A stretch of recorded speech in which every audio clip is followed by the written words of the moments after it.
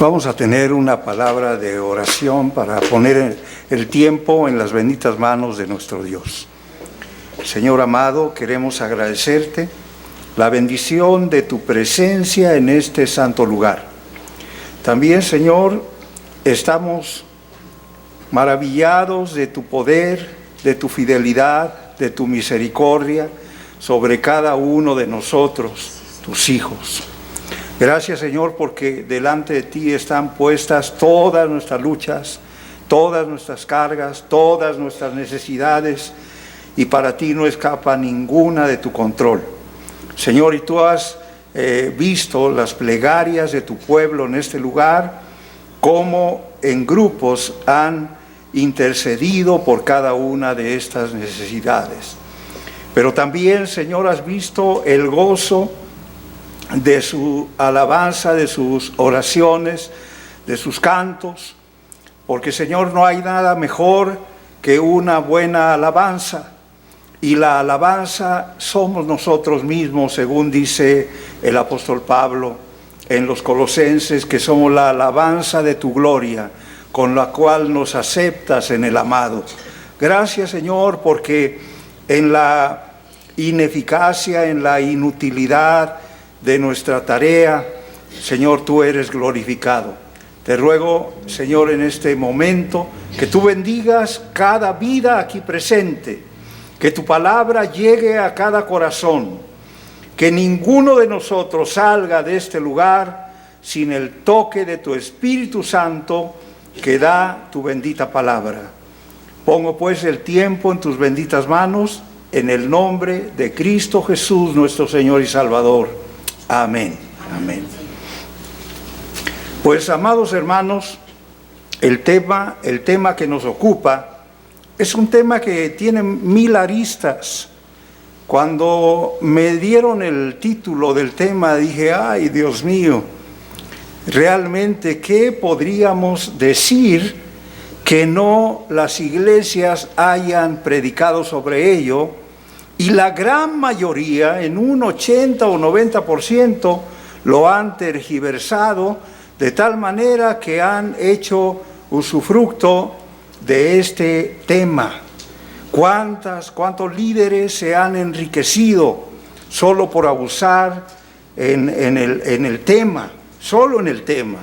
¿Cuántas iglesias abusan por el uso de este tema, el mal uso de este tema? Por eso, pues simplemente vamos a ver lo que dice la palabra de Dios.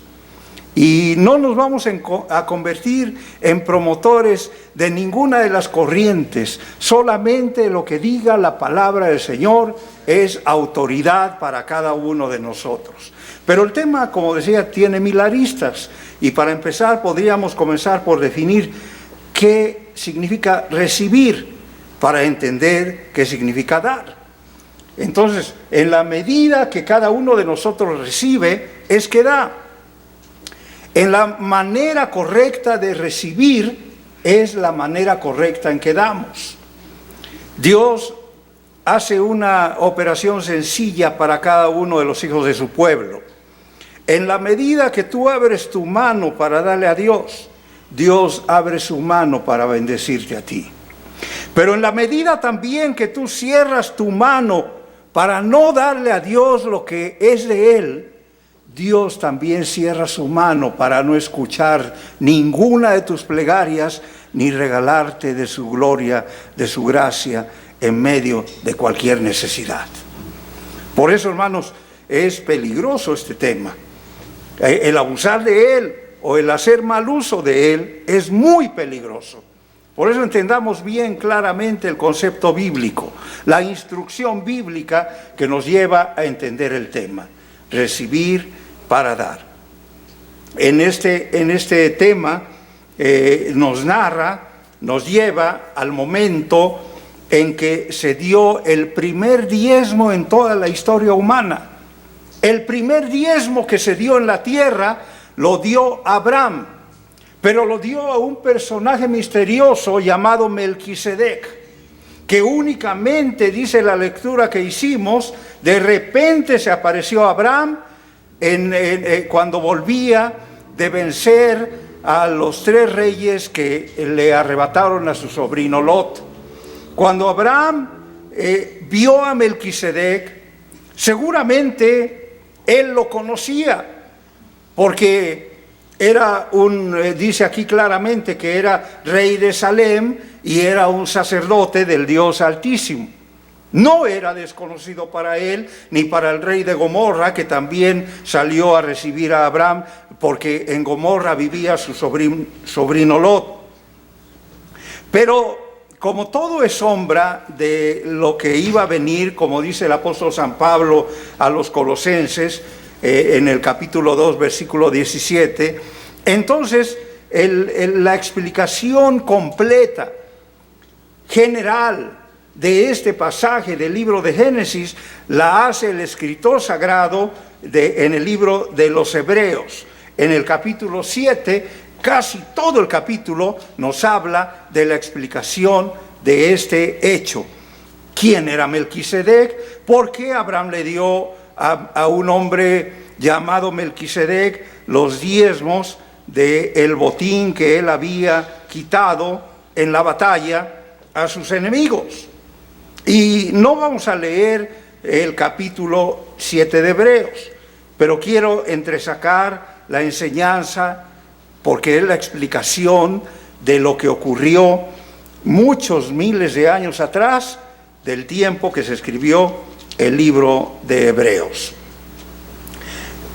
Aquel hombre llamado Melquisedec es el principal personaje en el relato histórico que hemos leído del libro de Génesis. Un personaje misterioso llamado Melquisedec, que nada más se nos dice que su nombre significa Rey de Justicia y sacerdote del Dios Altísimo. Hermanos, el relato dice que mientras combatían varias naciones, 9 naciones, combatían en Palestina y Mesopotamia, Lot, el sobrino de Abraham, juntamente con su familia y sus bienes, fueron capturados y llevados prisioneros. También dice que uno de los miembros del grupo de Lot pudo escapar y, llegando hasta donde estaba Abraham, le comunicó las malas noticias. Y entonces Abraham armó a 318 de sus criados y los persiguió a los enemigos desde Oba hasta el norte de Damasco. Nos da claramente la geografía de ese evento histórico. Abraham pudo rescatar a Lot y a los miembros de su familia y los trajo de regreso a la ciudad de Canaán en Palestina. A su regreso le salió al encuentro repentinamente Melquisedec. Todo esto en detalle está explicado en Hebreos capítulo 7. Después de la victoria de Abraham sobre Kedorlaomer y sus 3 aliados, entonces Melquisedec le ofreció pan y vino a Abraham y a sus fatigados hombres, y les mostró su amistad. Y bendijo a Abraham en el nombre del Dios Altísimo, alabando a Dios por concederle la victoria a Abraham sobre sus enemigos. Quiero citar el texto en la versión Nácar Colunga. Dice: Melquisedec, rey de Salem, sacando pan y vino como era sacerdote del Dios Altísimo, bendijo a Abraham diciendo: bendito Abraham del Dios Altísimo, el dueño de los cielos y de la tierra, y bendito el Dios Altísimo que ha puesto a tus enemigos en tus manos. Y le dio a Abraham el diezmo de todo. Melquisedec entonces era un ejemplo de otra gente ajena a Abraham, pero que también servía al único Dios verdadero. Abraham reconoció a Melquisedec como un adorador del único Dios verdadero y como sacerdote del Dios Altísimo, y le entregó los diezmos de todo el botín que había reunido en la batalla. Melquisedec, dice claramente, era rey de Salem, el nombre original de Jerusalén, según el Salmo 76, del 1 al 3. Salem es una palabra hebrea que significa paz. Esto hacía a Melquisedec un rey de paz. Pero también proféticamente, en un futuro, Salem es donde Dios tomará su morada. También Melquisedec en hebreo significa rey de justicia. Lo dice también el libro de Hebreos en el versículo 2 del capítulo 7. En el relato bíblico, Melquisedec hace esta breve aparición como sacerdote del Dios Altísimo anterior a la institución del sacerdocio levítico, y tiene el honor de recibir de Abraham el primer diezmo registrado en la Biblia. Todos sabemos que diezmo significa la 10ª parte. ¿De qué? De todos los bienes que Dios le da a los hijos de su pueblo. Está manoseado, está tergiversado el punto. Algunos dicen el diezmo de todo lo que ganas. Momento, pero la Biblia no habla de dinero, habla de bienes. Todo es tuyo, y de lo recibido de tu mano te damos. En la medida que le damos a Dios, lo reconocemos como nuestro sumo sacerdote, a Jesucristo, según la jerarquía de este hombre misterioso llamado Melquisedec. Melquisedec aparece como una prefigura de Cristo, quien además de ser profeta, también era sacerdote, es sacerdote y rey. La presentación del pan y del vino marca lo que después sería el sacerdocio instituido por Cristo, que sustituyó al sacerdocio levítico.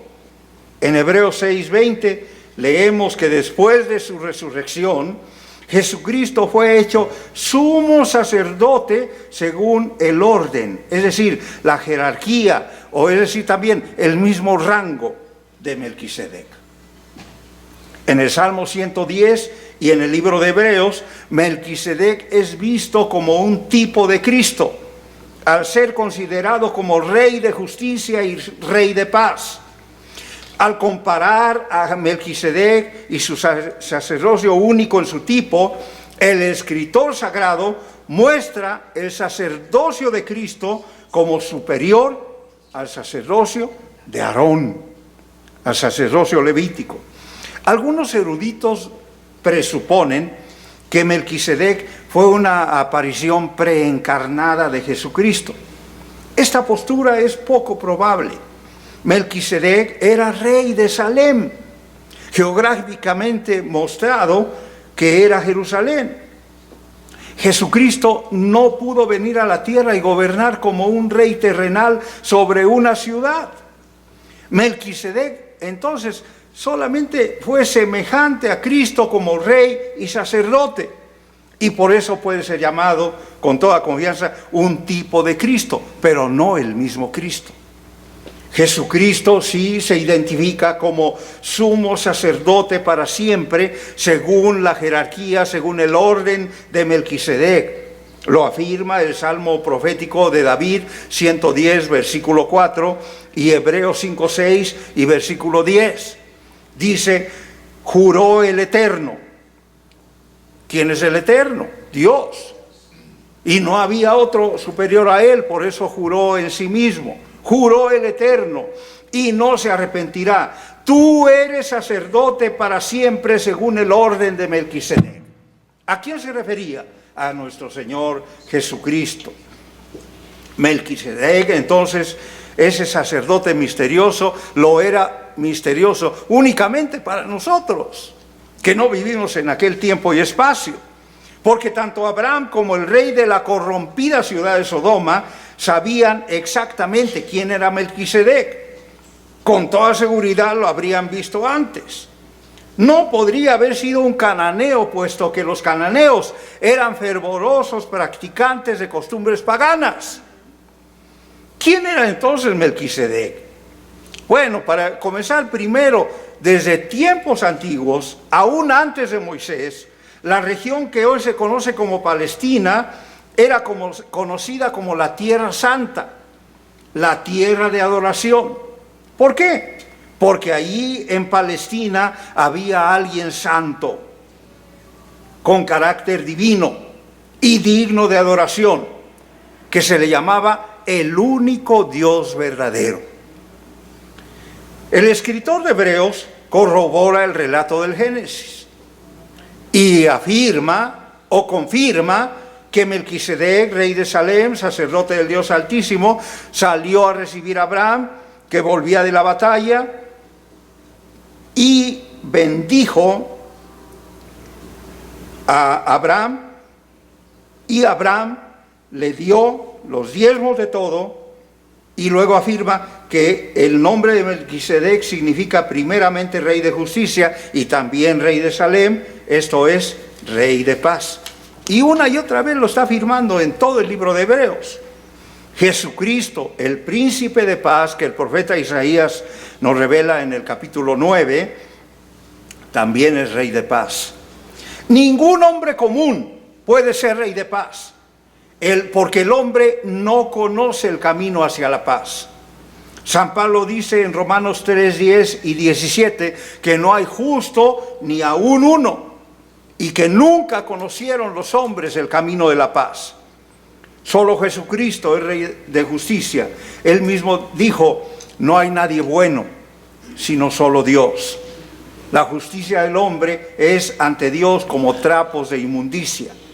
Nadie puede ser justo, sino solo Dios, o alguien a quien Dios haya justificado. Nadie, excepto Dios, podría ser llamado Rey de justicia. Semejante título aplicado a otro que no fuese Dios sería una blasfemia. ¿Por qué? Porque la justicia es obediencia perfecta a la ley de Dios, puesto que Dios es el dador de la ley, según dice Santiago, capítulo 4. Él es el gobernador supremo y rey. Es quien determina lo que es justicia, porque los mandamientos de Dios todos son justicia. Dice el Salmo 119, 172. Cuando Jesús, voy a poner un ejemplo, platicaba con sus discípulos acerca de algún punto determinado de la ley, él se colocaba en una posición superior a ella, a la ley. Por ejemplo, como Señor del día de reposo, en el Evangelio de Marcos, capítulo 2. Ningún ser humano puede ser Señor o Rey sobre la ley de Dios. Solamente Dios puede serlo. Todos los seres humanos somos pecadores y hemos quebrantado su ley de justicia. Ahora bien, Melquisedec, dice el relato, no tenía padre, ni madre, ni genealogía. Pareciera esto indicar que se había perdido su registro de nacimiento. Pero humanamente hablando, sin registro de genealogía, todo sacerdote humano quedaba automáticamente excluido del sacerdocio, según dice Esdras, capítulo 2, versículo 62. Más bien, esa era su condición por su semejanza al Hijo de Dios. Versículo 3 de Hebreos 7. Melquisedec no pudo haber sido Dios el Padre, tampoco, pues era sacerdote del Dios Altísimo, y Abraham lo vio cara a cara. Más bien era uno semejante al Hijo de Dios, y lo vuelve a afirmar Hebreos 7. Y un sumo sacerdote que permanece para siempre, pero refiriéndose a la comparación de Jesucristo, del sacerdocio de Jesucristo con el sacerdocio humano de Melquisedec. Las Escrituras nos dicen que ningún hombre jamás ha visto al Padre, nadie. En los tiempos de Abraham, Jesús no era conocido como Hijo de Dios, puesto que aún no había nacido de la Virgen María, pero se manifestaba a los antiguos como uno semejante al Hijo de Dios. Y la Biblia lo menciona en sus teofanías en todo momento. Aparece como el príncipe de los ejércitos de Jehová. Aparece y come a la orilla del árbol con Abraham una rica barbacoa ahí con este hombre de Dios.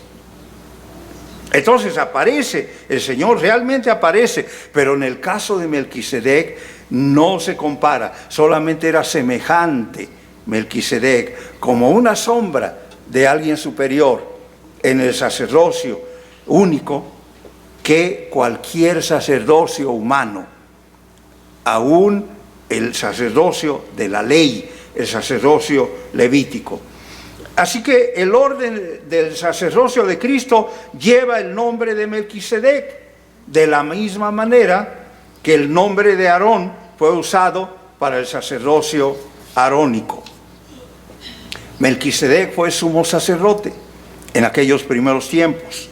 Al igual que Jesucristo, el autor de nuestra eterna salvación, fue, es y será sumo sacerdote para siempre, según el orden o la jerarquía de este ser humano misterioso llamado Melquisedec. A primera vista, Melquisedec parecería o nos pareciera un hombre y un ser inmortal, un ser divino, porque así lo relata el libro de Génesis, sin mayor explicación.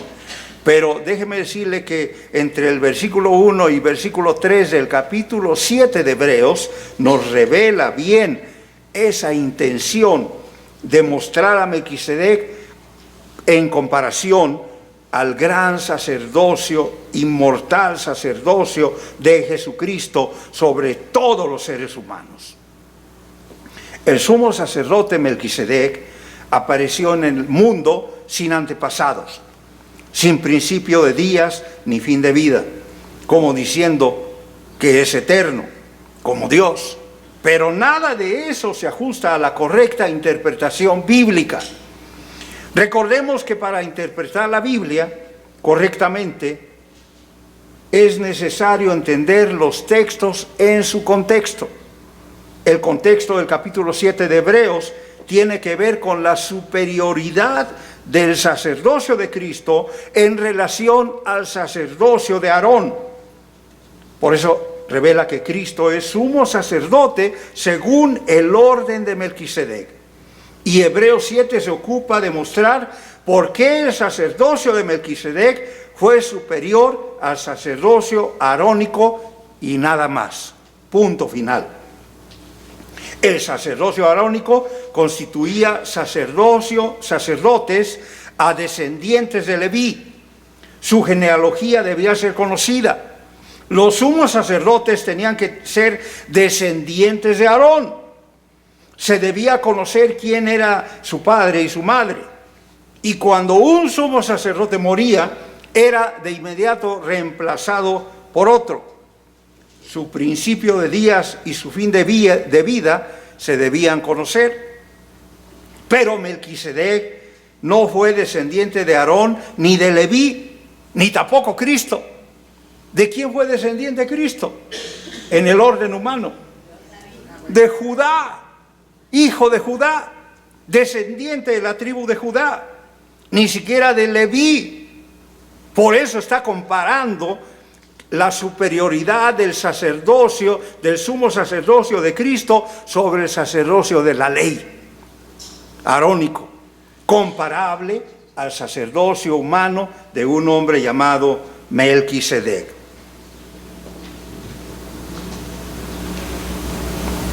A esto se refiere el texto cuando dice que ni tiene principio de días ni fin de vida.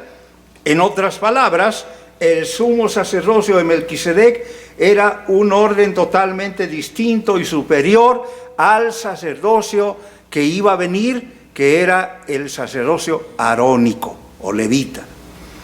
Cristo es el sumo sacerdote no según el sacerdocio arónico, sino según, y lo dice claramente, el orden de Melquisedec, la jerarquía de Melquisedec. Melquisedec entonces era un tipo de Cristo, fue un tipo de Cristo. Por eso dice claramente, es hecho semejante al Hijo de Dios. Ahora vayamos al detalle, que es el tema, el meollo del asunto del tema que nos ocupa. Hebreos 7:8 dice, y aquí se ve aquí en la tierra, y aquí ciertamente reciben los diezmos, ¿quiénes? Hombres mortales, seres humanos, igual que tú, igual que yo. Por eso hay tanta desviación del tema y tanto mal uso del tema, porque se sienten con derecho. Aquí, hombres mortales reciben el diezmo, pero allí, claramente dice, pero allí, ¿dónde es allí? En el orden del sumo sacerdote, que es nuestro Señor Jesucristo, el orden divino, el orden que vale sobre toda la tierra y no sobre solo un pueblo dirigido por la ley.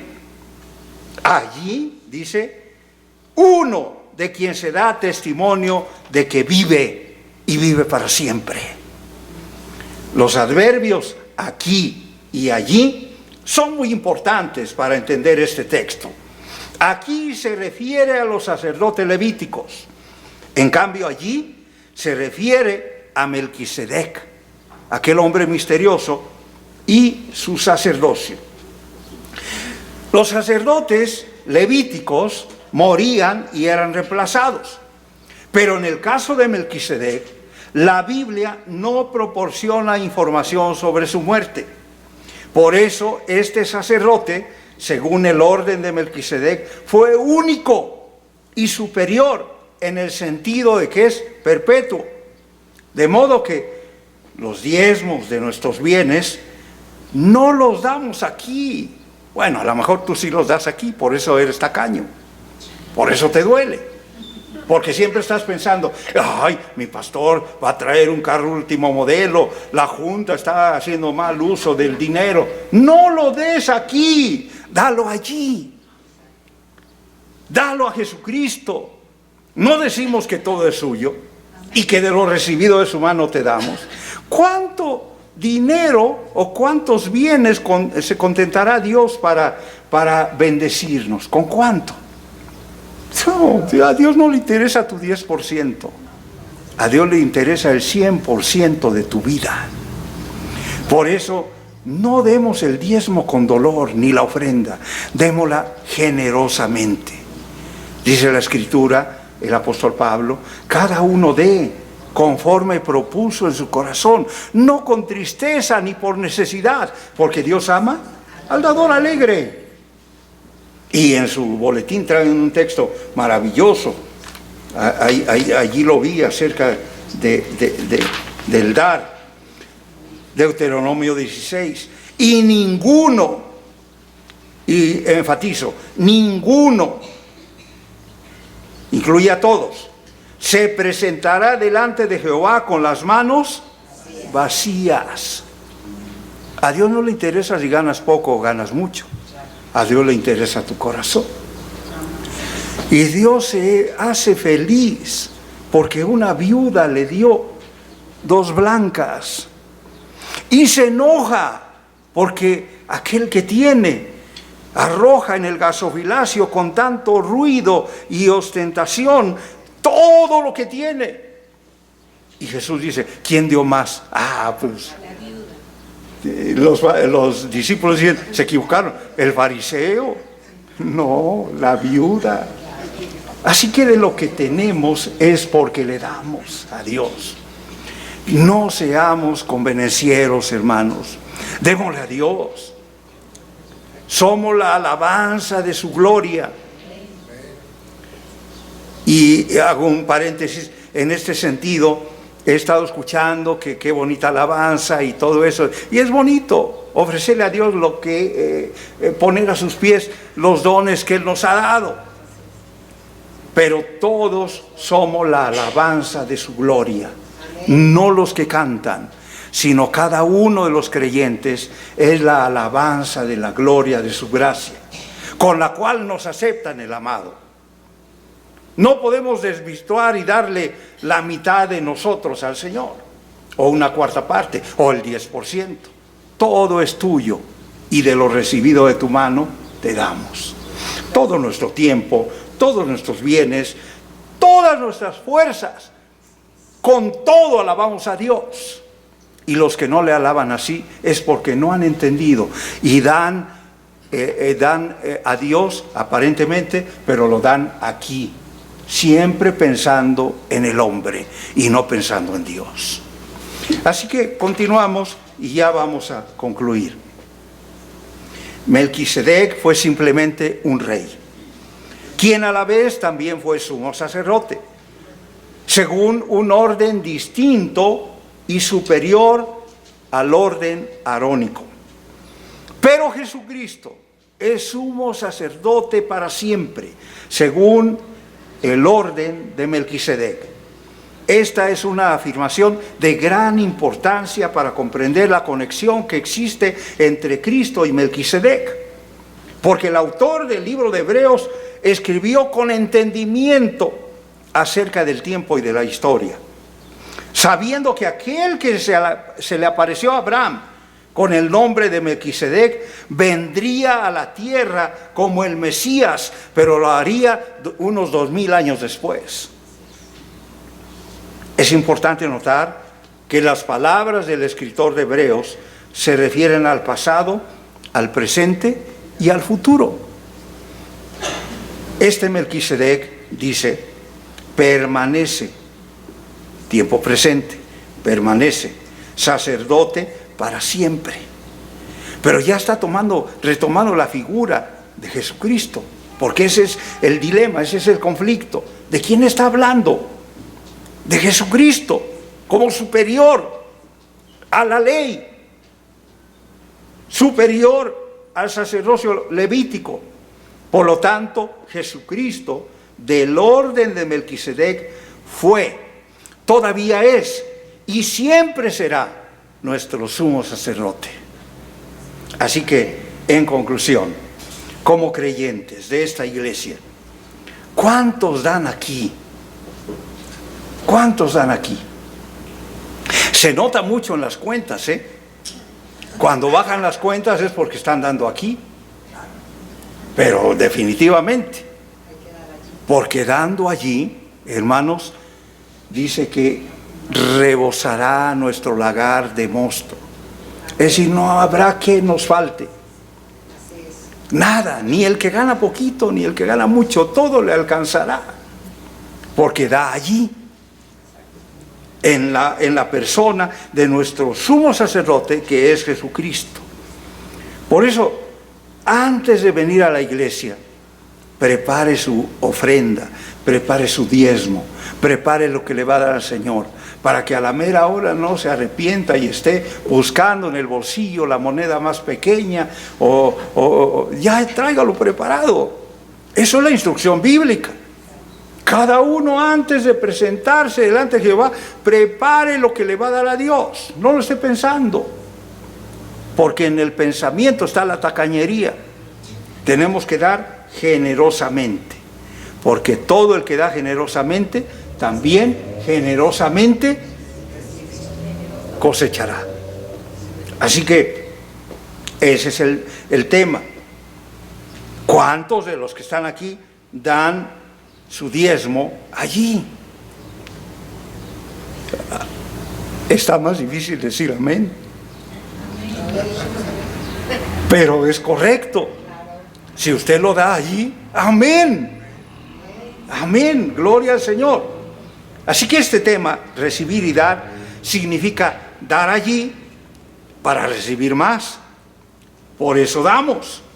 Pero los que dan allí nunca reciben, porque se lo dan al hombre y no a Dios. En la medida que recibimos, damos. El problema está en los que dan con dolor, pues se lo dan al hombre. Están atorados en la ley. Bueno, déjenme decirle que tienen un poquito de razón, no toda la razón, pero tienen un poquito de razón. ¿Cuánta gente se ha enriquecido? ¿Cuántas iglesias son manejadas por el llanero solitario? Perdón, por un pastor solitario, que usa y abusa de los recursos, porque él es el pastor, el todopoderoso. ¿Y de cuántos sabemos que tienen su casa en Miami, en los Estados Unidos, en Europa, producto de usufructuar los diezmos, las ofrendas y las primicias del pueblo de Dios? Y el pueblo había engañado, porque en lugar de ponerse a escudriñar las Escrituras, porque en ellas está la vida eterna, en lugar de ello solamente oyen la voz del ser humano. No escudriñemos lo que la palabra del Señor nos muestra para entender con toda claridad a quién le damos y cuánto le debemos dar. Si tú le das el 10%, es lo menos que podemos hacer, pero dáselo a Dios de verdad. ¿Cuántos, según dan el 10%, y es mentira? Tenía yo en mi iglesia una abogada de la Suprema Corte de Justicia que me daba sus diezmos retrasados. Decía: pastor, esto es del mes de enero. Ah, ok, está bien, bien. Gracias, hermana. Y lo ponía en el alfolí. Y siempre iba atrasada. Y veía yo cuánto diezmo daba. 100 pesos. 100 pesos es el diezmo de una juez, una abogada de la Suprema Corte de Justicia. ¡No! Están mintiendo a Dios, porque le dan al hombre. Había otro feligrés que se fue de la iglesia, y en una ocasión que me lo encontré en un culto familiar, dice: yo le doy gracias a Dios porque el pastor donde yo estaba, y allí estaba yo presente, dice, lloró cuando me salí. Hermanos, no es cierto. Yo sé a quién le da el feligrés: se lo da a Dios o se lo da al hombre. Y nunca mis manos han tocado el dinero de lo que la gente le da a Dios. Eso le corresponde a los administradores, no al pastor. El pastor es quien vela por las almas y por dar buen alimento espiritual a la iglesia. Así que, en la medida que recibimos, es porque Dios nos da en abundancia, pues todo es suyo, y de lo recibido de su mano es que le damos. Lo contrario, en la medida de nuestra tacañería, y aquellos que dicen que tienen muy poco y por eso no dan, es porque su mayordomía todavía está afincada en intereses humanos, en intereses de aquí. Por eso la pregunta obligada es: ¿le vamos a dar a Dios o le vamos a dar al hombre? Esa es una decisión absolutamente personal. Porque si usted le quiere dar al hombre, siga sufriendo. Ahí está, pare de sufrir. O sea, y déselo. Ellos sí piden generosamente y lo engañan, que Dios lo va a sanar. Y le quitan hasta el último céntimo. Pero si se lo da a Dios, ¿cuánto dinero necesitará Dios para bendecirnos? Ningún dinero, sino todo es suyo. Él necesita que le demos generosamente. Aquí estoy, Señor, todo es tuyo, y de lo recibido de tu mano es que te doy. Quiero desafiarle en esta tarde a que le pida a Dios, primeramente, perdón por no entender a quién le da, y por ahora sí entender que si le da, debe darle a Él. Y en segundo lugar, que haga un compromiso de darle lo que le corresponde. Yo no sé, los sistemas de cada iglesia son distintos, pero hay iglesias donde los voltean al revés y los sacuden, o si no, los engañan y dicen: a ver, a la hora de los diezmos y ofrendas, meta su mano donde está su cartera. Ahora saque su cartera, levántela, ábrala y saque el billete más grande. Esa es su ofrenda al Señor. Y tiene una habilidad para sacar el dinero. Que Dios los guarde en el día final, porque así no es. Nunca se equiparará cualquier idea humana al concepto bíblico. Cada uno dé conforme propuso en su corazón. ¿Quiere dar el diezmo? Delo, pero delo correctamente, y sepa a quién se lo da, después de que ya en su corazón ha propuesto darlo a Dios, olvídese. Dios no lleva una libretita, te falta tanto, no le va a decir nada. Ni le va a ponchar las llantas al adúltero porque anda adulterando y cree calmar a Dios por darle el diezmo. No le va a ponchar la llanta de su carro. Dios le bendecirá en la medida que su corazón sea sincero con Él y no lo trate de engañar, porque Dios no puede ser engañado. Así que oremos a Dios y démosle gracias por este tiempo de meditación en su palabra. Dios, queremos agradecerte la bendición de tu Espíritu Santo en medio de cada uno de nosotros, en nuestra mente, en nuestro corazón, la dirección de tu palabra para instruirnos en la verdad. Queremos agradecerte, Señor, porque ahora sabemos que debemos darte a ti, no al hombre, sino a ti. Ya Jesucristo pagó el precio de nuestra salvación. Y ese precio ya liquidado, ya saldado, ya pagado, no tiene un valor humano, tiene un valor eterno. Y si le damos a Jesucristo nuestra gratitud en la medida de lo que sea, de nuestro cuerpo, de nuestros bienes, de nuestro tiempo, de nuestro dinero, de cualquier cosa, es que lo damos a Dios. Señor, ayúdanos a considerar esto y permite que cada día podamos ofrendar, podamos diezmar, podamos dar la primicia de lo que nos das, con alegría, pero también con sencillez de corazón, no esperando recibir nada, sino darte la gloria, la honra y la alabanza a ti, porque nos da la victoria, como a Abraham le diste la victoria ante los 3 reyes, y Él te dio el diezmo. Así, Señor, en este día y todos los días que nos permitas vivir sobre esta tierra, queremos darte a ti lo que te corresponde, sean diezmos, sean ofrendas, sean primicias, sea lo que sea. Recibe, Señor, de tu pueblo lo que generosamente y con gratitud te da.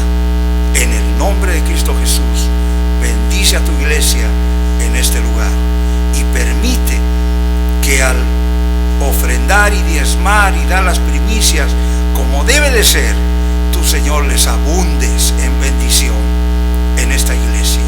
Y no solamente todas las necesidades materiales sean suplidas, sino también las espirituales. Señor, permite que un día ellos se alegren, no de caminar como ovejas que no tienen pastor, sino tener un pastor. Hasta ahora tú eres su pastor y lo seguirás siendo siempre, pero alguien que les represente, que les dirija, que les guía, que les instruya,